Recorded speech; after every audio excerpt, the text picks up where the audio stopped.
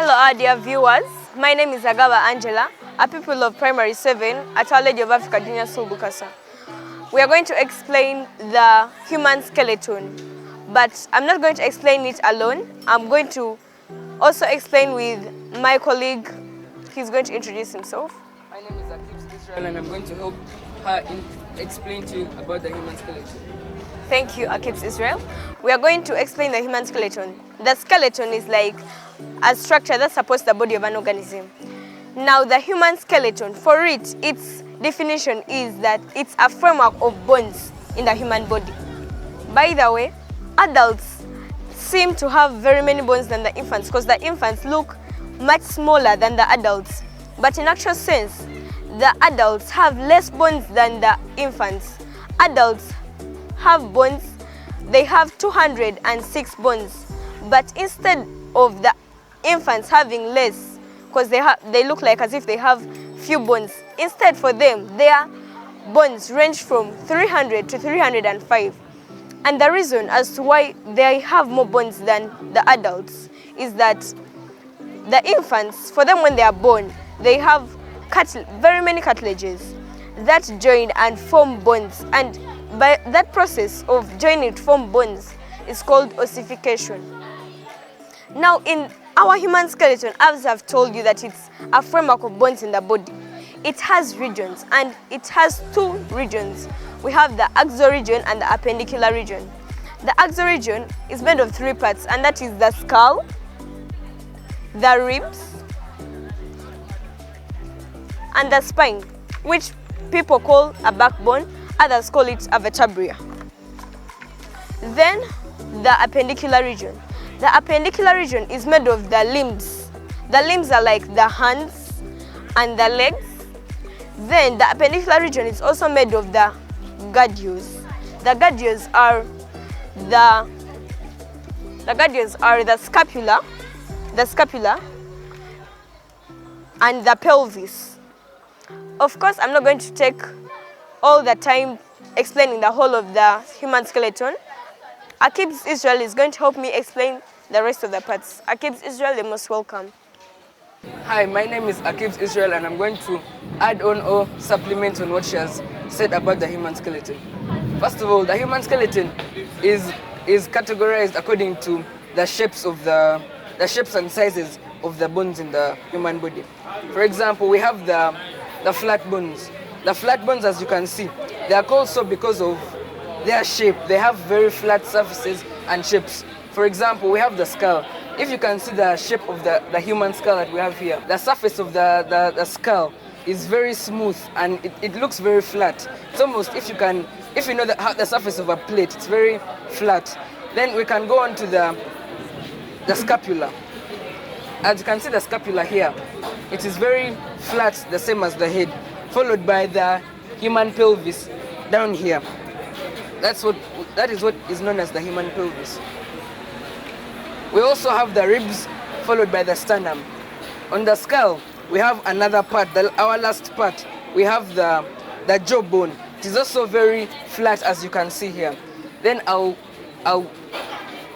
go on to tell you something more about long bones.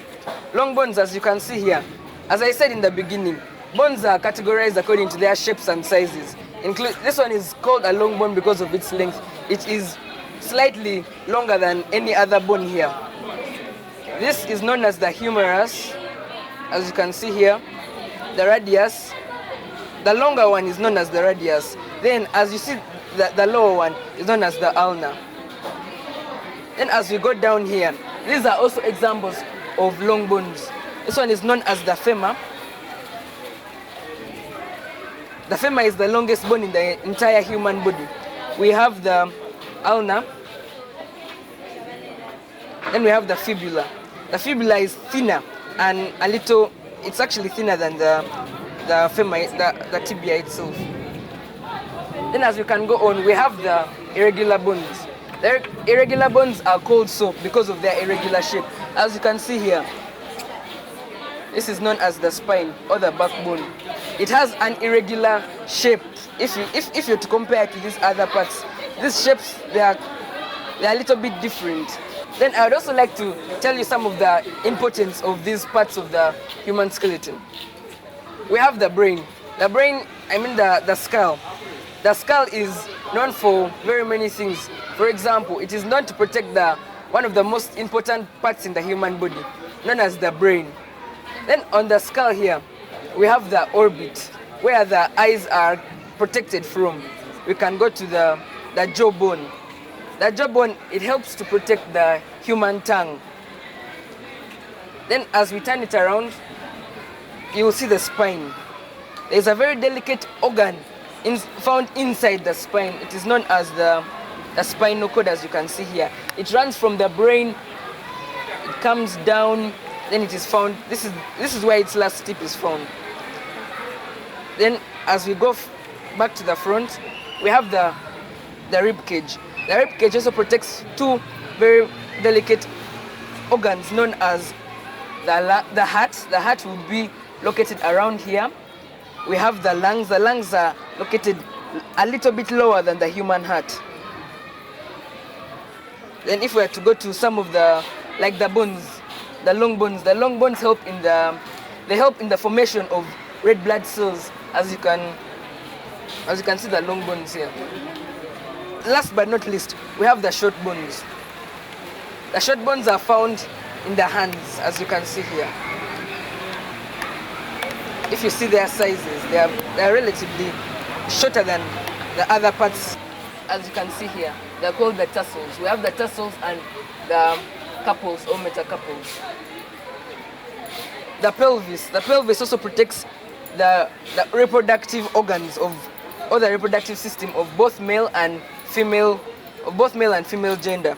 The joints are grouped into two, but the definition of joints is that there are points where two or more bones meet. The joints, we have two types. There are movable joints and immovable joints. As the name is, movable joints, they allow movement in the body, and immovable joints is the opposite. They do not allow movement in the body. The movable joints are grouped into four. There is a pivot joint, there is a ball and socket joint, there is a gliding joint, and the hinge joint. The pivot joint is found here at the neck, Then the pivot joint at the neck, for it moves in two planes, this side and this side. Then we also have the ball and socket joint. The ball and socket joint is found here at the pelvis, at the hip, then also here at the shoulder. The ball and socket joint is called so because here there is like a socket, and this is like a ball kind of, so it is like it's connected here. And for it allows movement in only one plane. It's like here, so it moves only like this. Then we also have the hinge joint. The hinge joint is found at the elbow, and for it moves also in only one plane, just like this, Then we also have here at the knee, it's also the hinge joint. It also moves in one direction, just like this is moving. Then we also have the gliding joints. The gliding joints are also found in two positions, and that is the wrists. For them, they're called gliding joints because the bones keep on rubbing each other. And that is here at the wrists, and also here at the ankle. For them, they move only in one plane. They also move in one plane. Now I'm going to talk about how you can keep your skeletal system in a good working condition. We need to feed on a balanced diet. We have a special food value in that balanced diet that keeps our skeleton in a good working condition, and that is vitamin D. Vitamin D prevents us from getting the rickets. Rickets is like, I think you've ever seen these people who have like oxybo legs and knocking knees. As they walk, then their knees keep on knocking. That's a result of not having vitamin D in your diet. Then we also, another way of keeping the skeleton in a good working condition is having regular physical exercises like jogging. I mostly see people here jogging, and I'm like, yeah, that's the way of keeping the skeletal system in a good working condition.